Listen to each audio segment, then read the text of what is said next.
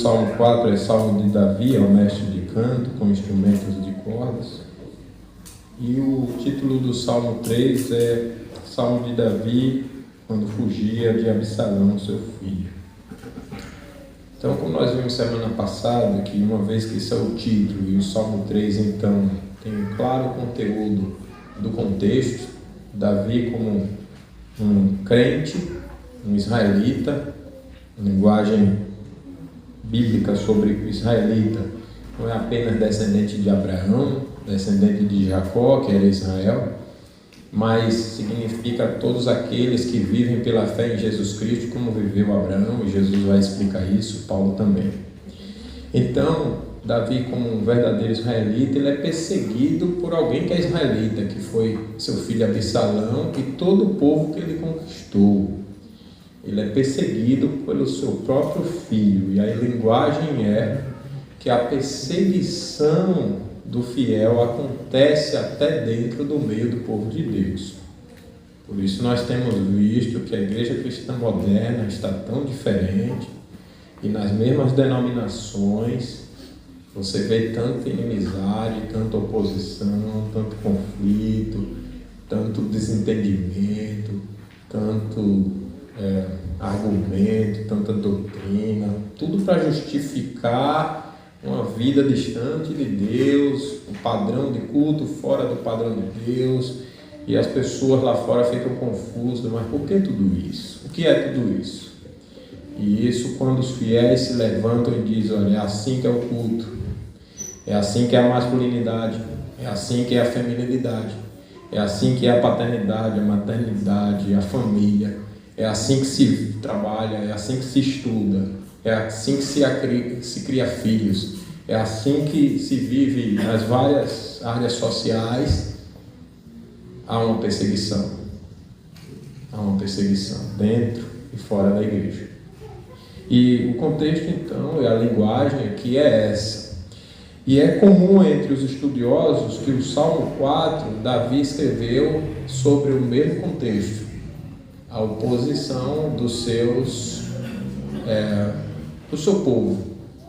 Seus inimigos eram de dentro do próprio povo, eram aqueles de dentro do próprio povo. Tendo isso em mente, a gente vai falar sobre o tema paz em meio às aflições, ou paz em meio às tempestades, que é uma metáfora em todas as culturas muito fácil de ser entendida. A palavra de Deus usa tempestade como metáfora de sofrimento, de angústia, de problema. E o crente aqui é aquele que não perde a paz. Nós vamos entender isso aqui. Então, paz em meio a essas angústias, por ser crente, por sua fidelidade. Esse é o contexto. Então, Davi é perseguido por fidelidade. Não é porque ele vive em pecado, é porque ele vive a verdade, ele ensina a verdade, ele insiste com a verdade. Aí ele vai ser difamado, nós vamos ver tudo isso aqui. Ele vai dizer isso. E tem grandes lições de Deus para nossas vidas. Nós precisamos ser tão crentes quanto Davi. Nós não podemos viver uma aparência de cristianismo. A gente conversava ali, está esticando um pouco o horário de começar o culto, eu e o Glaico aqui já à frente, a gente comentava, Jesus vai voltar. E aí o Glaico disse, poderia ser agora. Poderia ser agora. É verdade. E aí a gente começou a conversar ali, às vezes a gente não está nem vivendo assim, né? Esquece, não está vivendo com essa esperança, nem com essa consciência, Jesus vai voltar. E ele é justo, amigo. Ele não é do jeitinho brasileiro, como nós somos famosos, conhecidos aí fora. Jeitinho brasileiro, sinônimo de trapaça, de mentira, de engano. Não, Jesus não é assim.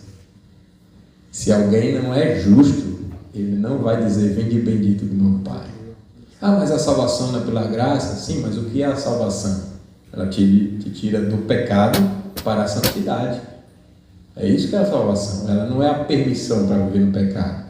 Ela é a garantia para viver na obediência. Então, ouçamos a palavra com fé. Leiamos todos o Salmo 4 para a gente aprender a ser crente como Davi e aguardar Jesus, e olhar Jesus, e esperar Jesus, e viver para Ele como Davi viveu. Todos juntos. Responde-me quando clamo, ó Deus da minha justiça. Na angústia me tens aliviado. Tem misericórdia de mim e ouve a minha oração. Ó homens, até quando tornareis a minha glória em vexame, e amareis a vaidade, e buscarei a mentira? Sabei, porém, que o Senhor distingue para si o piedoso. O Senhor me ouve quando eu clamo por Ele. Irai-vos e não pequeis, consultai no travesseiro o coração e sossegai. Oferecei sacrifícios de justiça e confessai no Senhor. Há muitos que dizem: quem nos dará a conhecer o bem? Senhor, levanta sobre nós a luz do teu rosto. Mais alegria me puseste no coração do que a alegria deles, quando lhes dá fartura de cereal e de vinho. Em paz me deito e logo pego no sono, porque, Senhor, só tu me fazes repousar seguro.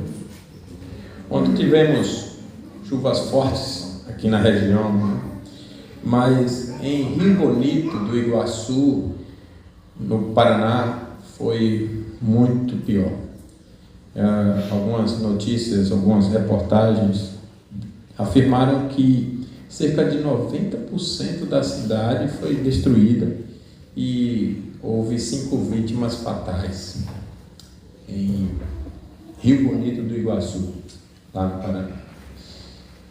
E a vida nossa é assim. Estamos em paz e de repente, de uma hora para outra, vem uma tempestade, um tornado e tudo muda. Vem destruição, vem perturbação da paz, vem aquela agitação terrível, assombrosa, assustadora, e a vida muda. Você já viveu assim? Estava bem, de repente, alguma situação mudou toda a sua paz, todo o seu sossego. De repente, um diagnóstico médico, um acidente, um problema de relacionamento familiar, problema financeiro, do nada, ou resultado de algum problema acumulado, um problema de injustiça, alguém agindo contra você. Você já experimentou algo dessa natureza? Ou está passando por alguma situação assim de repente? O que nós fazemos em momentos como esse? Como nós reagimos? E você já passou por isso por causa da sua fé? Você sofre por causa dela? Porque assim é a vida, de mudar da paz para a perturbação, para a tempestade, para a agitação, para o problema, de uma hora para outra, sobretudo para o cristão, porque a sua vida é contra o mundo. Outro dia eu assistia um documentário sobre tornados e eu via homens que são especializados em estudá-los. E adivinha o que eles fazem para estudá-los? Eles vão na direção do tornado. Eles vão para o meio do tornado. Não é possível. Deve ser amar a morte. Porque esses homens vão para o meio do tornado, gente. Viver adrenalina ali a 1000. E eu pensava nisso, fazendo a seguinte associação: a vida do crente é isso, se a gente prestar atenção. A gente vai atrás dos tornados. Não estou falando de loucura, eu estou dizendo que você rema contra a maré, você vai pregar o evangelho, você tem que entrar no império das trevas, brilhando, vivendo fielmente, pregando a verdade de Deus para um mundo que ama mentira. E esse mundo está dentro e fora da igreja.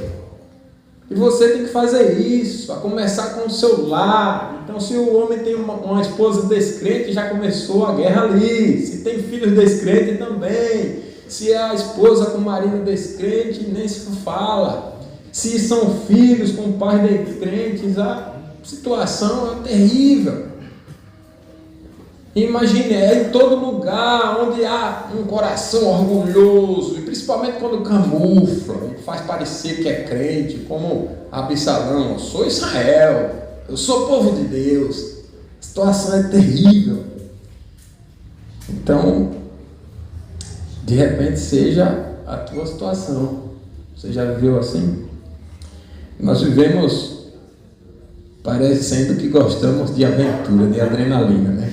Indo atrás de tornados. Mas, irmãos, é o próprio Senhor quem diz que viver a vida cristã é garantia de sofrimento.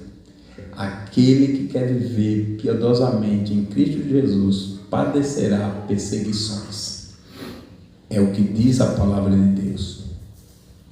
Então, vida cristã não é garantia de ausência de perseguição, de turbulência, de problema. Não é. É garantia dessas coisas. É o próprio Deus quem ensina. Jesus disse: no mundo tereis aflições. Ele não disse: no mundo vocês vão ver ausência de problema porque se converteram a minha graça é melhor. Ele não disse isso. Ele nos disse: no mundo tereis aflições, mas tem de bom ânimo, porque eu venci o mundo e vós vencereis também. Essa é a palavra. Mas no mundo tereis aflições, não esqueça disso.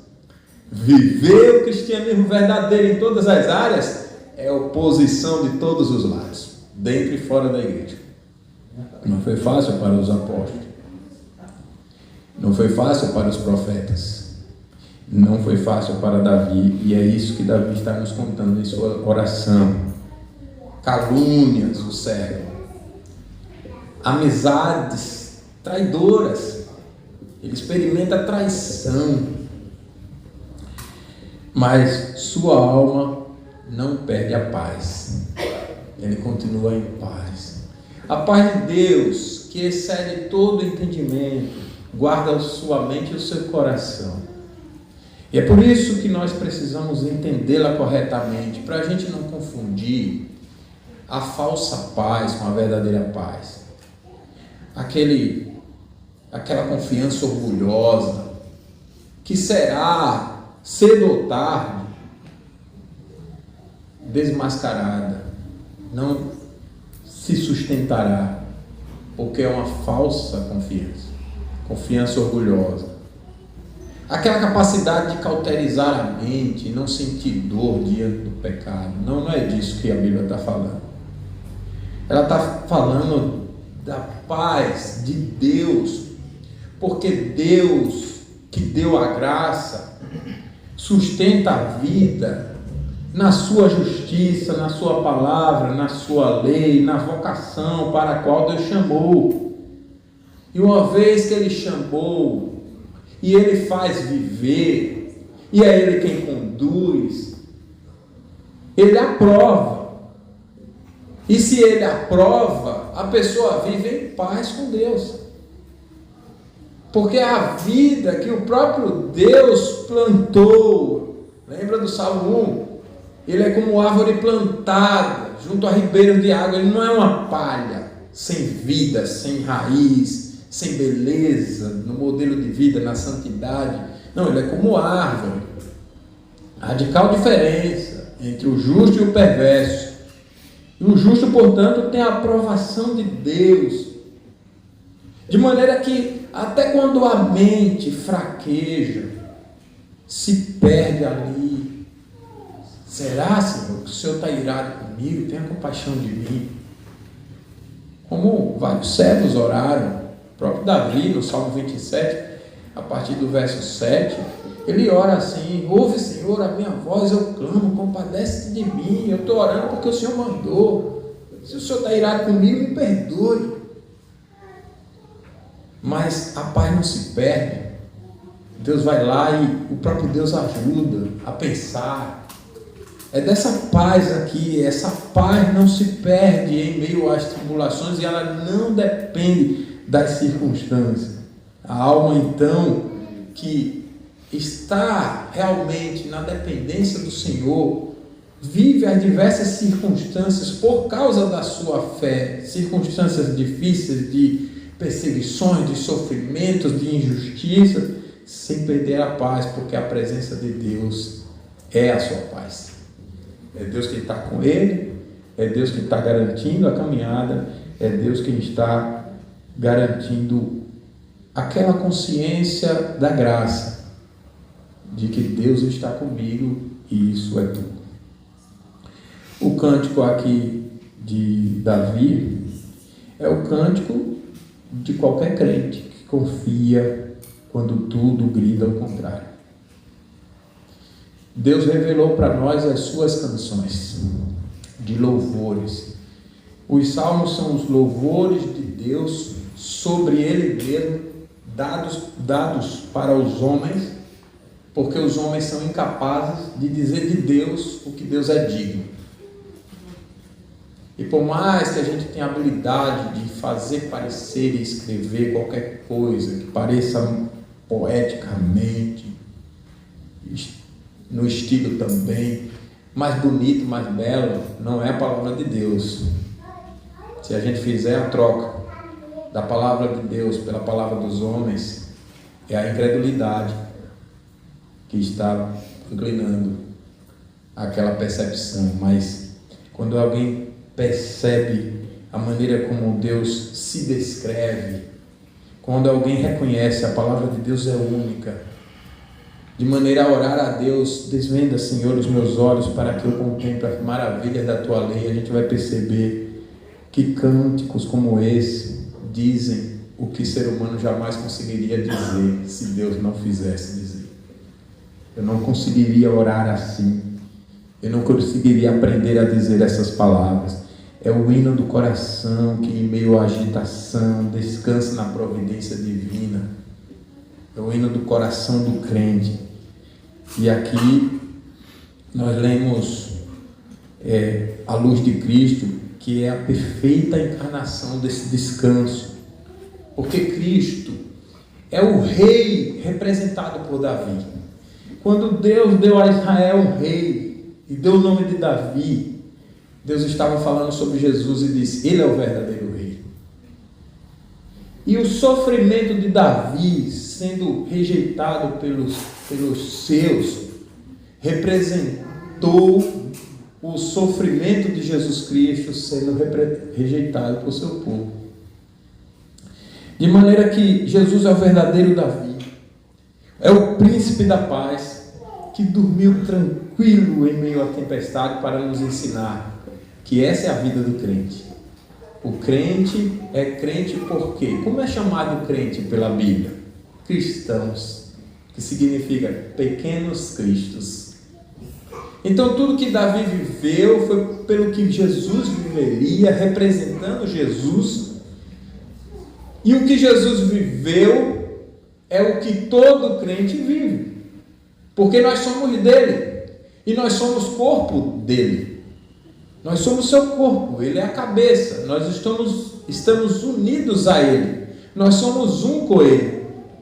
Então, tudo o que nós experimentamos é o que Cristo experimenta e vice-versa.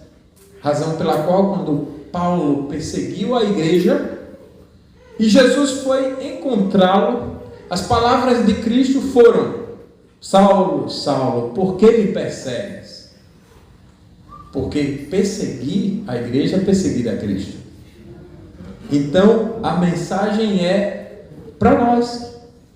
O Salmo nos representa. Porque o que Davi viveu, que o Espírito orientou para que ele escrevesse e que Deus separou como palavra de Deus para falar sobre Jesus, é sobre Jesus e sobre o seu povo. Da mesma maneira que Davi foi perseguido, Jesus muito mais. Da mesma maneira que Davi foi odiado, Jesus muito mais. E da mesma maneira que Davi não perdeu a paz, Jesus muito mais. E assim como foi com Davi e foi excelentemente com Jesus, agora pela graça é assim conosco. Quem é o crente? É aquele que é odiado por um sistema, um estilo de vida contrário à palavra de Deus, dentro ou fora da igreja, por viver o padrão de vida de Deus por amor a Cristo. E quando sofre por essa fidelidade, não perde a paz. Experimenta aquilo que só Jesus pode dar, a verdadeira paz. Eu sei que você conhece essa passagem, mas antes de entrar nos pontos, ainda a título de introdução, permita-me ler com vocês Marcos 4.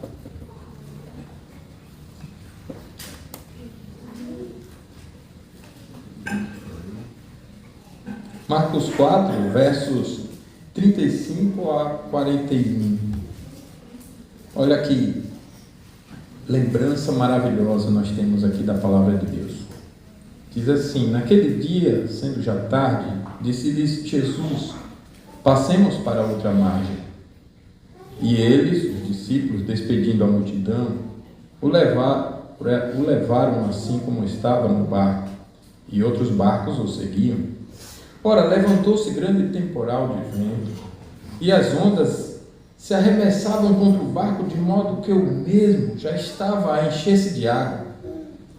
E Jesus estava na popa, dormindo sobre o travesseiro. Eles o despertaram e lhe disseram: mestre, não te importa que pereçamos? E ele, despertando, repreendeu o vento e disse ao mar: acalma-te, emudece-te. O vento se aquietou e fez-se grande bonança. Então lhes disse: por que sois assim tímidos? Como é que não tendes fé? E eles, possuídos de grande temor, diziam uns aos outros: quem é este, que até o vento e o mar lhe obedecem? O mesmo temporal, a mesma tempestade, no mesmo barco. Estava Jesus e os discípulos. Os discípulos agitados, com medo, enquanto Jesus descansava. Irmão, você dorme? Ou os problemas não te deixam dormir?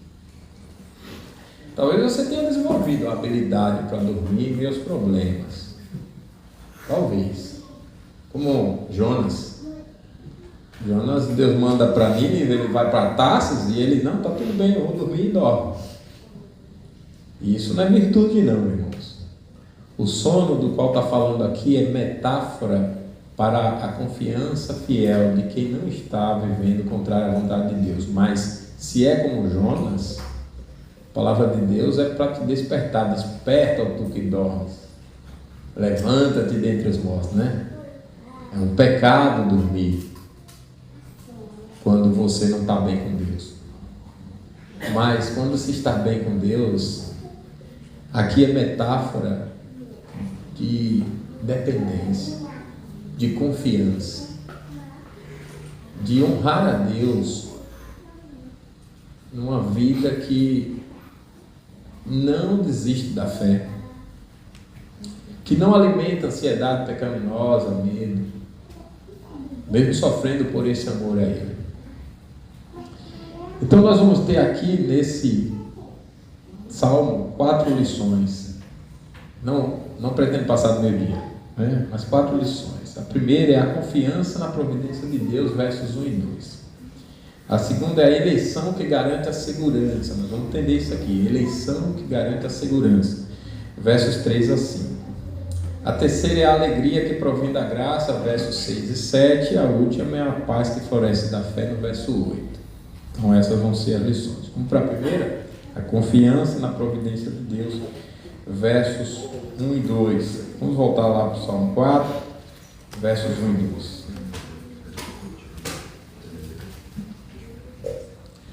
Responde-me quando clamo, ó Deus da minha justiça. Na angústia me tens aliviado. Tem misericórdia de mim e ouve a minha oração.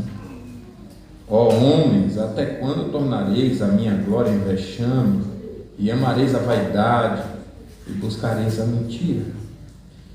Davi aqui chama Deus do Deus da sua justiça.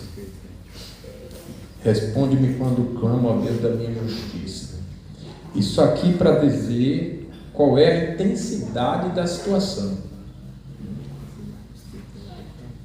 É comum, quando nós enfrentamos injustiças, tentar resolver, buscando justiça e usando os recursos disponíveis para tais, né? É comum.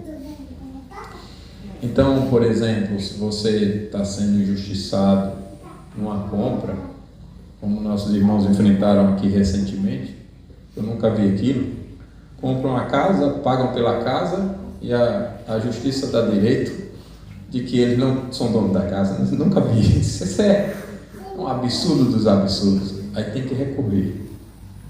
Então é comum a gente usar os recursos, e como graças a Deus usaram, e aí a justiça foi lá e corrigiu a decisão da própria justiça, né? Da própria justiça, para o óbvio. A casa é de quem comprou. O óbvio, né?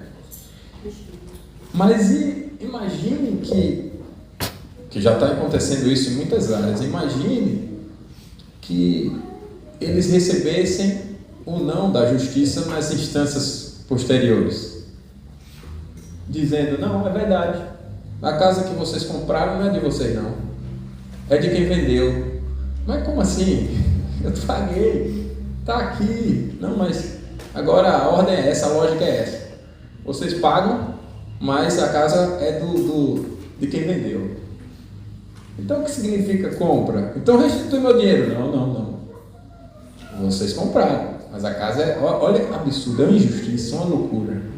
Mas imagine que isso acontecesse e todos os recursos fossem exauridos.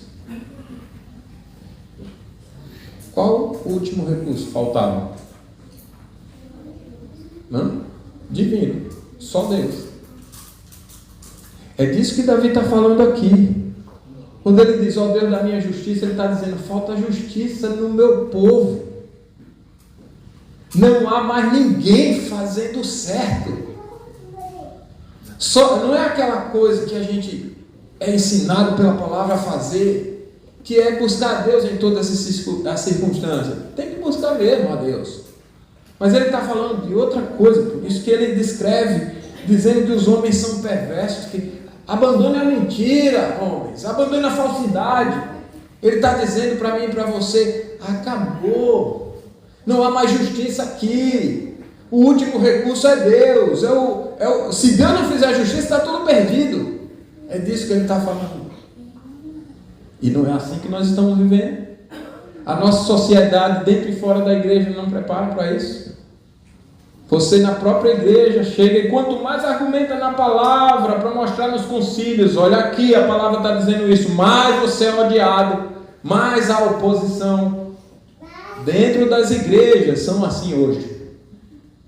Aí você vai para a instância superior, tá? Recorri aqui, mostrei na palavra. Aí a instância superior concorda com o erro absurdamente.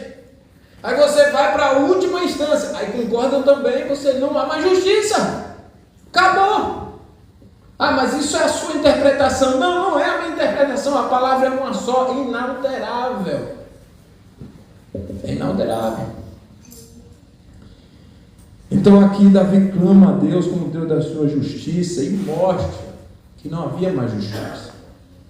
Mas ele também mostra, observe que ele clama por misericórdia. Ele também mostra que não confia em seu mérito. Não é o mérito dele, mas a justiça de Deus, a bondade de Deus, a graça de Deus, de nos fazer justiça, de nos defender, de estar conosco. E Cristo é a expressão plena dessa justiça, irmãos. Como eu disse que todo salmo revela Cristo, Cristo veio e sofreu o nosso lugar, sendo que ele veio para o que era seu, mas os seus não receberam. Jesus não foi crucificado por meio de um processo justo. Ele não foi crucificado porque ele merecia ser condenado. Não foi. Ele foi crucificado porque os sistemas, a começar com o próprio povo de Israel, são corruptos. Reina a corrupção, reina a mentira, reina a falsidade, reina a injustiça. É assim que é a lei dos homens. Até mesmo no meio do povo de Deus é assim. Se a graça não salvar, não reinar, é assim que são todos. E ele veio como a expressão plena e perfeita desse que confia na providência divina, e ele é para nós a expressão da justiça de Deus, de maneira que eu posso dizer que em Cristo Jesus, Deus também é a minha justiça, como era a justiça de Davi. E ainda que o mundo todo se agite contra Deus e contra o seu ungido, eu não temerei, porque Deus é a minha justiça em Cristo. Eu sou dele em Cristo. Eu sou justificado em Cristo. Eu sou aceito como justo e eu vivo em novidade de vida por causa de Cristo. Então, quando os homens atacam Davi, ele apela para a providência divina. Os ímpios veem o acaso, enquanto o crente vê a mão de Deus. E foi inclusive o que Cristo experimentou e viveu por essa fé que sustentou Cristo diante da cruz. Enquanto todos zombavam de Cristo, ele via a mão de Deus. Pai, nas tuas mãos eu entrego o meu espírito. Não foi assim? Está lá crucificado, odiado por todos. E ele diz: Pai, na tua mão eu entrego o meu espírito. O Salvador enxergava a providência por trás da dor. Nós devemos enxergar também. Na angústia me deste alívio, foi o que disse Davi. E isso significa o que Cristo viveu. Na angústia me deste alívio. Então a providência não muda, ainda que as circunstâncias mudem. Cristo foi comprimido na agonia do Getsemane, mas o Pai o aliviou na glória da ressurreição. Enquanto por um lado ele sofria, aquele sofrimento significava a glória por vir. Então, quando tudo lhe parecer estreito, irmãos, por causa da sua fidelidade ao Senhor, não contrário, não confunda o sofrimento por sua culpa no pecado. Se você anda bem com o pecado, como está, irmão? Está tudo bem no pecado, dormindo como Jonas, se preocupe. Peça ao Senhor: Senhor, dá angústia, me dá a capacidade de me angustiar, de sentir dor e nojo pelo pecado, pelas injustiças, pela falsidade, pela mentira, pelo engano, pela perversidade, pelo caminho tortuoso. A sua oração tem que ser essa. Mas se é por nossa fidelidade ao Senhor, nós temos que nos lembrar: o Senhor já nos lhe deu livramento antes. Ele já nos salvou. A fé não se mede pelo alívio ali imediato, mas pela lembrança do socorro que já se recebeu. Deus já me livrou, Ele já me salvou. Ele já fez isso com outros, Ele fez com Davi, Ele fez com Jesus, seu próprio Filho, e em Cristo Ele faz comigo também, até na hora da morte. E a maior prova e lembrança dessas foi a cruz, onde a justiça e a misericórdia se encontraram, onde a paz e a justiça se beijaram. Se Deus não poupou o seu próprio Filho por nós, mas antes o entregou, Ele não nos dará graciosamente todas as coisas? Eu tenho que trazer essa lembrança maravilhosa e viver fundamentado nela, para gozar da paz que excede todo entendimento. É como um pombo voando em meio à tempestade, aos ventos fortes. O pombo continua voando porque ele confia no vento. Assim é a vida do crente. Ele continua voando espiritualmente porque ele confia no Espírito que ele não vê. Assim como o pombo não vê o vento. O crente não vê o Espírito, mas confia no Espírito de Cristo, que o consola e o sustenta, e ele segue a caminhada na fidelidade ao Senhor.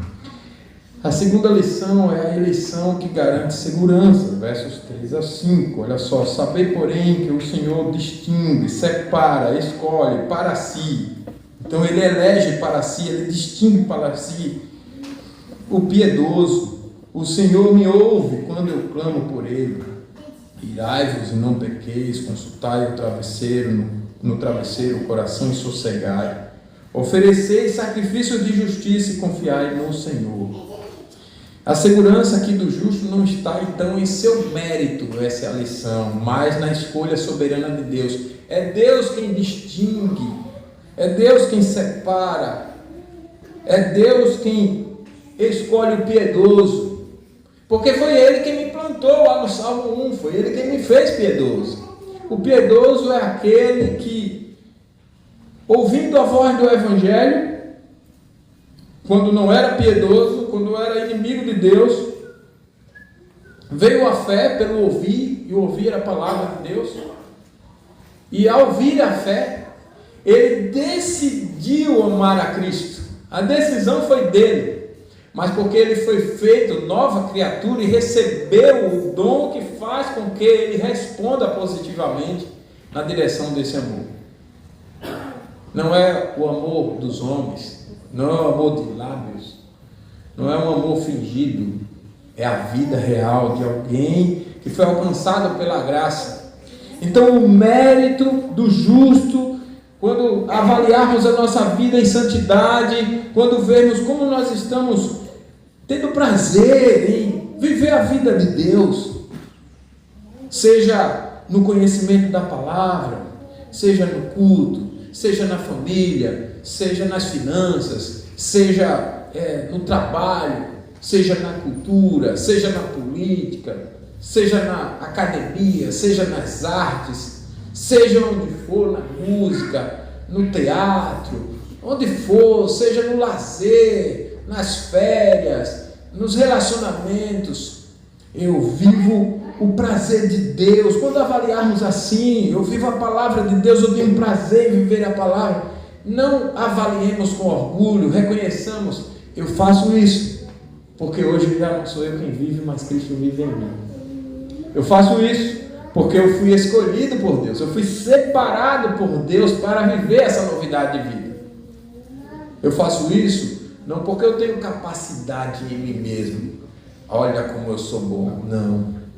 Ao Senhor Jesus toda honra, toda glória, todo louvor. Eu só acerto porque Ele vive em mim. Quando eu erro, sou eu mesmo, agindo sem Ele, né? Então, essa é a segurança. E o supremo eleito, a segurança do crente é ser eleito. E o supremo eleito na história é Jesus Cristo. Cristo foi eleito, foi ungido para ser o Cristo. Por isso que ele é chamado de Cristo. Ele é o Cristo, significando ungido, para ser o Jesus, que significa aquele que salva o seu povo dos pecados dele. Ele é o supremo ungido. E essa eleição de Jesus, desde toda a eternidade, para ser o nosso Salvador, o nosso Redentor, é a nossa garantia de sermos eleitos. Nós somos eleitos nele. E eu só posso ser separado por Deus do pecado, das trevas para a luz, porque Jesus foi eleito na eternidade para ser o meu Redentor, e a eleição dele como meu Redentor garante a minha. E isso é maravilhoso. Ser distinguido aqui então é ser guardado, e o mundo pode desprezar o piedoso, mas Deus o toma para si, assim como o pai disse ao filho: este é o meu filho amado, em quem me comprazo. Quem está em Cristo, irmão, é amado no mesmo amor. O amor de Deus pelo Filho é o amor de Deus por nós. Isso é maravilhoso. Este é meu Filho amado em quem me comprazo. E aí ele diz isso para Jesus, sobre Jesus, e diz isso para nós, sobre nós em Jesus Cristo. Eudes é meu filho amado em quem me comprazo. Solange é minha filha amada em quem me comprazo. Abner é meu filho amado em quem me comprar. Estou falando de Deus, eu acho. Que ele é meu filho bem, né? Falando dele. Isso é maravilhoso, não é? Nós somos amados em Cristo. Então quem foi escolhido vive como escolhido. Não tem como viver diferente. Quem foi escolhido e separado vive como escolhido. E para não confundirmos, a eleição não dorme na preguiça. Não faz você ser improdutivo. Pelo contrário, a eleição trabalha em piedade, em vida de obediência, em compromisso. A eleição não faz você cruzar os braços. Consciência de ser eleito faz você agir. O selo da eleição, o selo que me distingue, é o caráter de Cristo refletindo em mim. Como é que eu demonstro que eu sou eleito? Vivendo a vida de Cristo em mim. Essa é a diferença. Mas a vida de Cristo em mim não é a vida que eu digo que é. Olha, está vendo aqui? Eu sou dizimista. Eu sou assíduo e pontual. Eu sou tal. Não é isso não. Eu sou pastor presbiteriano. Não é nada disso. É a vida de Cristo mesmo. Muito além dessas coisas. Muito. Que eu nem me importo em usar para camuflar. Porque o que me importa para mim é eu e Cristo. É Ele viver em mim. A nova vida nele. Vivendo para Ele, vivendo nele. E observe que essas coisas precisam ser bem entendidas. Qual é o valor, por exemplo, de um documento real que foi selado pelo selo real? Qual é o valor? Nenhum. O selo não torna o documento valioso. O selo não faz com que o documento seja valioso em si. O selo apenas autentica o documento. E o selo da eleição, o selo do Espírito, eu ter sido escolhido e selado para ser cristão e viver essa nova vida, a vida de Cristo, refletindo essa vida, não diz que eu tenho valor em mim, apenas autentica que eu sou cristão. Mostra, cristão é esse aqui. Esse que está selado com essa nova vida em Cristo. É o testemunho de que pertencemos ao Rei. Em tempos, então, irmão, de oposições contra o padrão de vida cristã, lembre-se de que o crente não pertence à multidão, mas a Deus. Lembre-se disso. Lembre-se que você não é do padrão do mundo.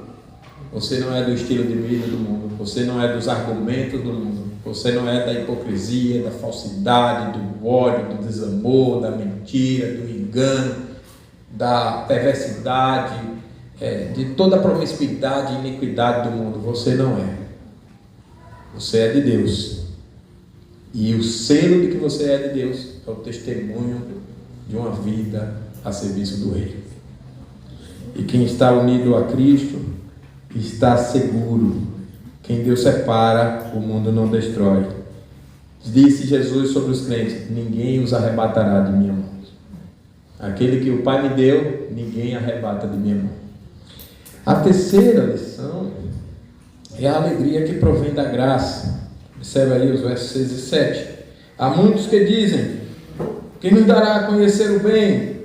Senhor, levanta sobre nós a luz do teu rosto. Mais alegria me puseste no coração do que a alegria deles, quando lhes há fartura de cereal e de vinho. Mais alegria puseste no coração. O mundo busca alegria no muito. O mundo busca alegria no muito. Muitos consideram assim: eu sou alegre, ou alguém é alegre, alguém é feliz. Não tem muito. Cuidado com isso, irmãos. Você já saiu desse mundo. Antes, quando você era do mundo, você pensava assim. Você olhava para o pobre, coitado. Olhava para o rico, esse deve estar em uma boa condição, é rico. E aqui você vê essa linguagem clara. Verso 7, é mais alegria me puseste no coração do que a alegria deles, quando lhes há fartura do cereal e do vinho. Sinônimos de uma linguagem mundana, de que O que de fato é motivo de prazer é o muito, é a riqueza. O que tem para esbanjar, tem muito para comer, tem muito para beber. É assim que o mundo vive. E o mundo considera que o muito sucesso é essa alegria. Aí você olha em volta, tudo é muito. Quem é a pessoa mais importante na internet? Aquele que tem muitos seguidores. Ou então o vídeo que viraliza. Quem é muito monetizado. Está viciando isso, né? Você não importa o que você colocar, arranje um tema qualquer, a maior loucura não importa. Arranje um tema qualquer, produza vídeos, viva de só produzir, e aí você vai ter milhares de visualizações, e aí você vai ser muito monetizado, e quanto mais dinheiro, quanto mais monetização, quanto mais visualizações, aí você é o cara, ou você é a... Como é que chama a mulher? A cara? Você é o bambambam. Esse é o mundo, irmão, mas o crente encontra essa alegria na luz do rosto do Senhor. Olha o verso 6. Há muitos que dizem: quem nos dará a conhecer o bem? Senhor, levanta sobre nós a luz do teu rosto. Onde é que está a minha alegria? Na luz do rosto do Senhor. O meu desejo é ver o Senhor. Maranata, hora vem, Senhor Jesus. O meu desejo é conhecer o Senhor. A quem eu já conheço, embora não vendo, mas desejo ver porque eu conheço e conheço pela fé. Bem-aventurados os que não viram e creram, e porque eu conheço pela fé, eu vivo nele, por ele, para ele, a ele, pois a glória eternamente. Amém. E esse rosto resplandeceu em Cristo, o sol da justiça, como disse lá em Malaquias. Então, essa alegria espiritual é melhor do que todas as riquezas do mundo. Infelizmente, tem pessoas hoje, como crentes, eu não estou fazendo aqui apologia à mediocridade, não. Mas, infelizmente, tem muitos crentes hoje que preferem perder Cristo por qualquer coisa. Enquanto a verdadeira fé faz a pessoa perder qualquer coisa por Cristo, tudo por Cristo. Paulo considerou todas as riquezas do mundo, o universo inteiro, em comparação com Cristo, como fezes de animais. Palavra para não criar tanto impacto negativo que foi usado na tradução foi: considero como refúgio. O refúgio é a fezes de animal. Não é que a criação seja feia, não é. E Paulo disse em outro lugar que não era. Mas toda essa bela criação, em comparação com a beleza de Cristo, ele está mostrando que ela é tão maior. Mas como nós, com esse corpo, com o olhar natural, e muitas vezes confundindo isso, a capacidade natural, os sentidos, os 5 sentidos, visão, audição, paladar, olfato e tato, como que nós vamos apreciar, admirar uma beleza que não se vê? Por isso que tem que ser alguém pela graça mesmo. De maneira que você muda radicalmente os seus conceitos. Beleza não é o que eu vejo. Beleza é o Deus verdadeiro que eu não vejo. Ele é belo. E não há nada mais belo do que Ele. Temos que ensinar isso aos nossos filhos. Senão eles vão confundir sempre e não vão se encantar com a oração, se encantar com o culto, se encantar com a pregação, se encantar com a adoração, porque o padrão de vida deles, de beleza, é o padrão do mundo, é o que vê. Então, se esse desenho tão atrativo na TV, na internet, tem tantas coisas que eu vejo e que dirige a minha mente e os meus sentidos de tal forma, e eu acho que isso é belo. Quando eu leio na Bíblia, eu ouço que Jesus é muito mais belo que Deus, que eu não vejo, que não tem corpo e que nunca verei, o Pai. Ele é incomparavelmente mais belo. Eu não vou saber fazer associação, então precisa caminhar com Ele à luz da palavra, com oração, para que ele seja salvo, a criança seja salva e ela aprenda a ver e a apreciar espiritualmente essa beleza, a admirar e a viver por ela. Jesus é essa beleza. Ele é melhor do que todas as riquezas do mundo. A graça faz o pobre cantar de alegria, enquanto ela faz o rei poderoso, que não tem falta humanamente falando de nada, calar-se. Olha só como a graça é preciosa. A graça faz o crente cantar na morte, e a ausência dela faz o mais poderoso ficar calado. E Cristo é essa graça encarnada, aquele que se fez pobre para nos enriquecer com a sua presença. Eu, na minha infância, conheci um homem considerado um dos mais poderosos lá do estado. Já falei sobre ele para vocês, porque o meu vizinho e melhor amigo, inclusive hoje é meu advogado, era nosso vizinho e era, como é que chama? O homem é padrinho, a criança é o quê? Afilhado. Era um afilhado desse homem aí. Então eu sempre via esse homem ao lado lá de casa, era vizinho. E esse homem foi governador do estado e tudo mais. E antes de vir para São Paulo, uma das últimas experiências, eu já contei para vocês, foi visitar esse homem na fazenda dele. Cadeira de roda, inválido ali, com cofres, cheio de dinheiro, com riqueza, toda a fazenda dele linda, enorme. E ele não conseguia comer porque estava na geladeira, usar o dinheiro que tinha no cofre, não conseguia fazer nada. Ricão, sem nada. Não tinha Cristo. Não estou falando por causa da riqueza, que Salomão era rico. Eu estou tentando mostrar para vocês como a graça é maior e que não vale a pena você ter tudo sem a graça. Você tinha um homem tão poderoso desse, não podia usar nada. Quando Deus disse, agora basta, daqui para frente você não usufrui nada, vai continuar tendo só para humilhar, para glorificar a minha graça. E aquele homem sem Cristo, vegetando, definhando lá, sem graça. Jesus disse que adianta o homem ganhar o mundo inteiro e perder a sua alma. Então o ímpio vive de circunstâncias, já o justo vive de convicções da palavra, a certeza que a palavra dá. O primeiro precisa de colheitas, muita abundância, já o segundo, o cristão, precisa só de Cristo. Quem tem Jesus tem tudo, na alegria ou na dor, na riqueza ou na pobreza. Eu tendo Jesus, eu tenho tudo. A alma que provou o perdão não precisa de vinho terreno, porque bebeu do cálice da nova aliança, e nesse cálice da nova aliança ele se satisfaz. A vela do mundo, irmão, se a gente usar uma metáfora, a vela do mundo, a luz do mundo, apaga-se ao vento, qualquer vento.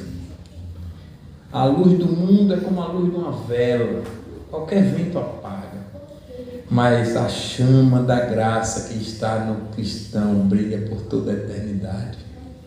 Então aqui nenhum vento pode apagar, e ela vai brilhar por toda a eternidade.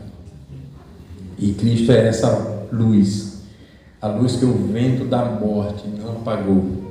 Ele foi até a cruz, e nem a morte de cruz apagou o brilho da sua luz. Ele é uma luz que não se apaga. Ele apagou o poder da morte. A sua luz brilhou e destruiu o poder da morte na sua morte. A morte de Cristo matou a morte.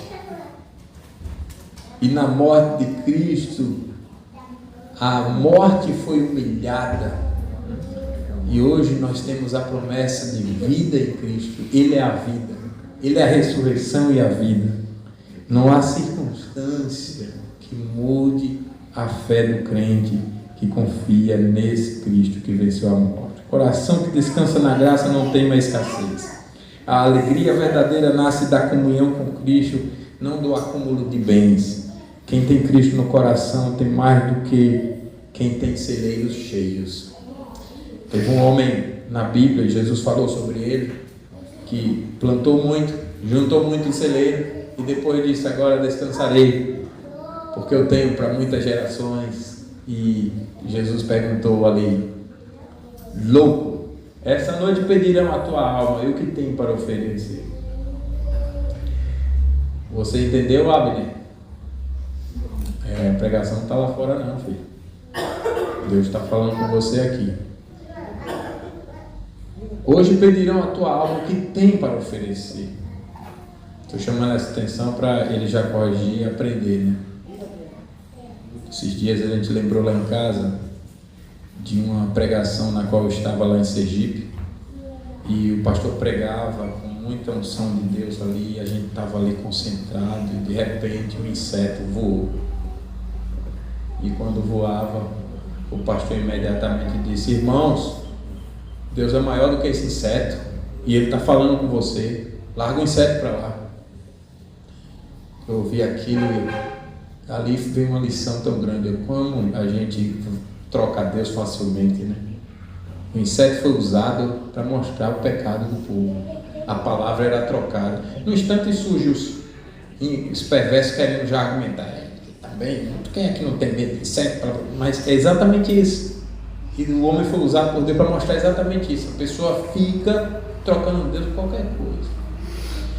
Aí depois eu estava em outra igreja, com esse mesmo pastor. Ele estava pregando piedosamente, e na frente da igreja tinha uma ladeira, e um homem bêbado dirigindo o carro desce a ladeira descontrolado e sobe o portão da igreja e arrebenta com tudo no meio da pregação. Já era outra igreja e eu estava no culto. Não deu outra. Além de olhar para trás, quase todo mundo queria tirar o homem do carro. Quase ia parar o culto. Aí o pastor: irmãos, se morreu, não vai dar jeito não.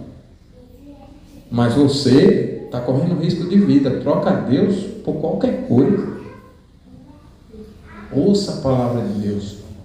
Pode ser sua última vez. Os diáconos já estão fazendo o serviço. Tem diácono para isso.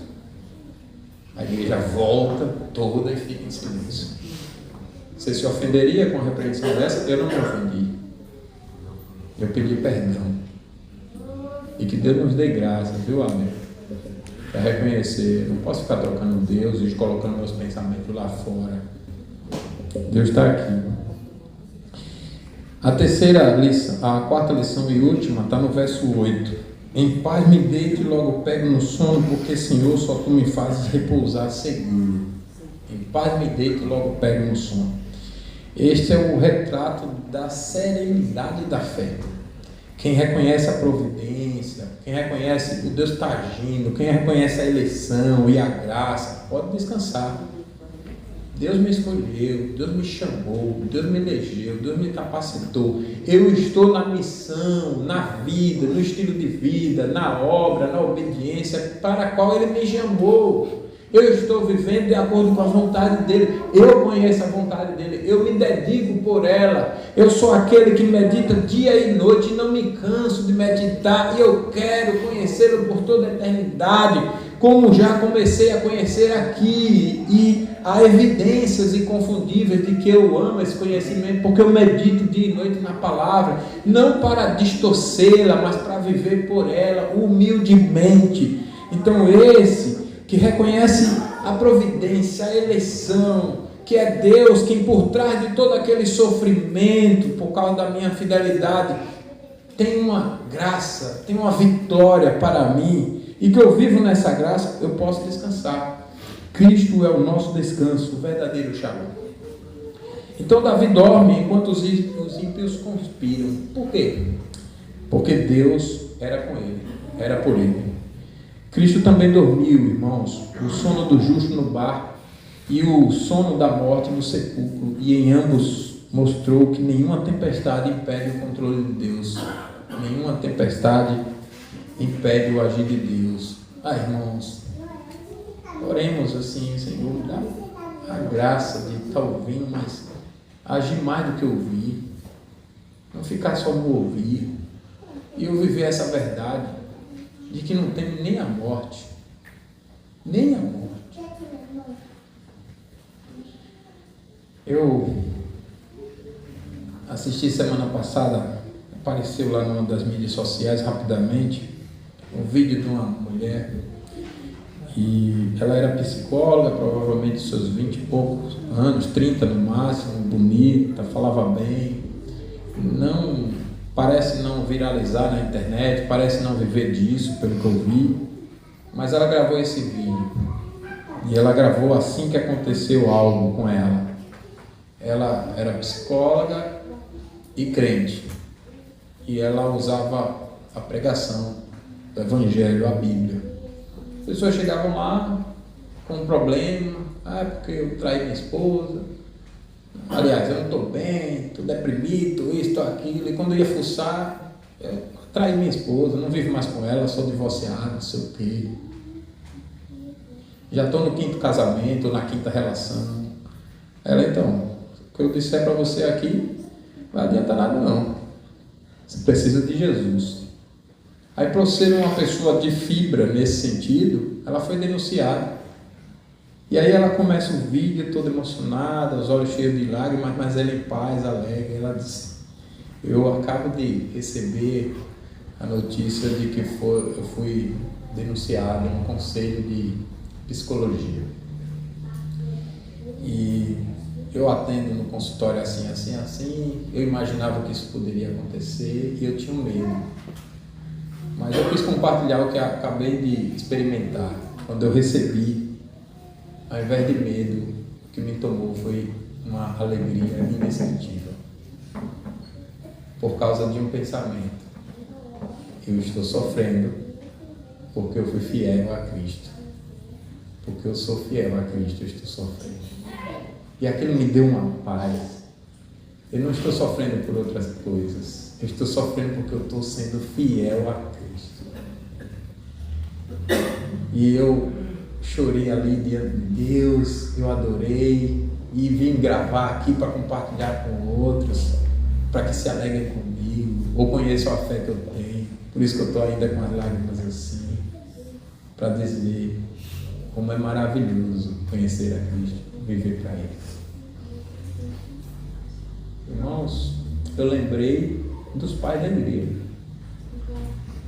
Os pais da igreja, a respeito dos quais eu li, como Policarpo, o bispo de Esmirna, um senhor de 84 anos, salvo engano, ele vai para a fogueira porque ele se sentiu ofendido quando o procônsul, colocando ele na arena, arquibancada cheia para assistir o espetáculo e a fogueira preparada para fazer um jogo emocional e intimidá-lo. E ele corajosamente se sente ofendido e diz: vocês estão me ameaçando com fogo para eu negar Jesus, o meu Senhor, o meu Salvador? Você não escutou o que eu disse? Eu sou cristão. Você acha que eu vou temer um fogo que passa a dor em poucos instantes? Você conhece o fogo eterno do juízo de Deus? Declare a sentença. O procônsul declarou a sentença. E a oração que ele fez sendo queimado foi: Senhor, eu te louvo por me considerar digno de morrer por teu nome. Estamos assim, irmãos? Estamos assim? Ou a gente tem medo que façam denúncia, tem medo que falem alguma coisa sobre nós. Irmão, não vai ser fácil dentro e fora da igreja. Não vai ser fácil. Mas olha, sofra por fidelidade ao Senhor, se firme no Senhor. A fé vê o mundo em desordem, mas vê Deus no trono. É assim que a fé vê. E vê Cristo sentado à direita do Pai, reinando sobre tudo e sobre todos os que nos ameaçam. O Senhor reina, diz o texto, está sobrevestido de glória e majestade. Você vê os terremotos, você vê um relógio lá funcionando, aí o relógio cai, aqueles relógios de, como é que chama? De corda, que chama? Analógico. E o relógio continua marcando a hora. O terremoto está acontecendo, a lança leva o relógio para lá, para cá, e o relógio continua marcando a hora. Passa o terremoto, tirar lá a coisa dos escombros, procurar a pessoa, e acham os relógios intactos marcando a hora. Por que ele marca a hora? Porque o seu eixo mantém firme. O seu eixo mantém firme. A nossa fé, o eixo da nossa vida é Jesus Cristo. Se eu estou firmado nesse eixo, pode acontecer o terremoto que for, de oposição, de inimizade. A semelhança do relógio, eu vou me manter vivendo, trabalhando, testemunhando, firme no Senhor. Porque o Senhor reina. Então, a paz não é a ausência de ruído, de agitação, mas é a presença de soberania do Senhor. E o descanso do justo não é anestesia, é confiança. E essa confiança tem nome, é Jesus, o príncipe da paz. Salmo 4, irmãos, é um testemunho de fé dos que pertencem a Deus. Você pertence a Deus? Você é como Davi? Você vive como ele? Você sofre por sua fé? Além dos sofrimentos comuns a todos os homens, por fidelidade mesmo ao Senhor, Deus aprova a sua vida em todas as áreas. O ímpio confia em sorte e o justo confia no decreto de Deus, na eleição de Deus, na soberania de Deus. O mundo busca prazer, o crente busca Deus. Se der para eu ter prazer, bem, se não der, eu prefiro ter a Deus. Eu faço aquela oração do profeta: Senhor, que no curral não haja gado, que o fruto da oliveira minta, que eu perca todas as coisas, mas que eu não perca o Senhor. E quando a noite escurece, o justo se deita, não por cansaço nesse sentido, porque a metáfora é outra, é por convicção, no sentido de que ele não perde a paz. Ele se deita, ele descansa. Como diz o texto aqui, verso 8: pois só tu, Senhor, me fazes habitar em segurança. Essa é a verdade. Quem me faz habitar em segurança é o Senhor.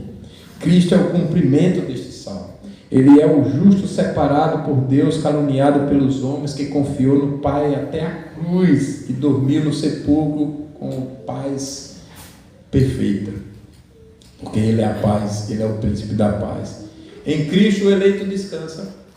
Em Cristo o aflito encontra providência. Em Cristo o pecador descobre que até nas trevas há segurança. Só em Cristo. E eu gostaria de encerrar lendo todos juntos 2 Tessalonicenses 3,16, que é o que eu oro e é o que eu desejo para todos os irmãos. Todos que ouviram aqui, que experimente essa verdade aqui. 2 Tessalonicenses 3,16. Vamos ler juntos. Leia desejando para você, leia desejando para o seu irmão. Vamos lá? Ora, o Senhor da paz, Ele mesmo vos dê continuamente a paz em todas as circunstâncias. O Senhor seja com todos nós. Feche seus olhos, nós vamos orar.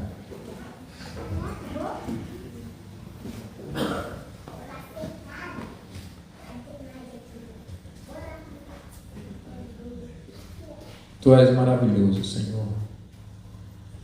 Tu és o nosso conselheiro maravilhoso. Tu és o nosso Deus forte. Cristo, teu Filho bendito, é o nosso príncipe da paz. Ele é o nosso Senhor e Salvador. E como começamos este culto, declarando no que cremos em Ti, como Deus Pai Todo-Poderoso, Criador dos céus e da terra, e em Jesus Cristo como Teu único Filho e nosso Senhor, que foi concebido por obra do Espírito Santo, que nasceu da Virgem Maria e padeceu sob o poder de Pôncio Pilatos, ou seja, um fato confirmado na história. Foi crucificado, morto e sepultado, desceu ao Hades, no sentido de ser retido pela morte, ressurgiu dos mortos ao terceiro dia, subiu ao céu e está diante do Senhor. E nós cremos nestas verdades, cremos no Espírito Santo, cremos numa única igreja universal, católica nesse sentido, santa, espalhada pela face da terra, cremos na remissão dos pecados, cremos na comunhão dos santos, todos vivendo essa mesma fé, cremos na ressurreição do corpo e na vida eterna. E nós te louvamos porque nos fizeste crer nessas verdades e ouvistes a nossa oração quando pedimos que falasse conosco, que se fizesse presente no nosso meio, que nos abençoasse. Louvado seja o teu nome. E nós clamamos a Ti agora, para que o Senhor nos faça viver essas verdades que acabamos de ouvir. Nos ajude a não esquecermos dela. Se há sofrimentos que não são provenientes da fidelidade ao Senhor, mas o contrário, que reconheçamos, que confessemos e que abandonemos os nossos pecados. Se há sofrimentos que virão provenientes de pecados que já estamos calculando, planejando, ou já tenhamos planejado, ou estamos em curso, ou iremos planejar, que reconheçamos e desistamos. E que haja em nós um planejamento sincero, fiel, verdadeiro, de vivermos de acordo com toda a Tua vontade, a começar por conhecê-la e a termos vida com o Senhor de comunhão, de oração, como teve o Teu servo Davi, e a sabermos, como quem calcula o preço de caminhar com Cristo, sabemos que neste mundo há aflições, mas desejarmos, preferirmos o sofrimento pela fidelidade ao Senhor do que a aprovação do mundo.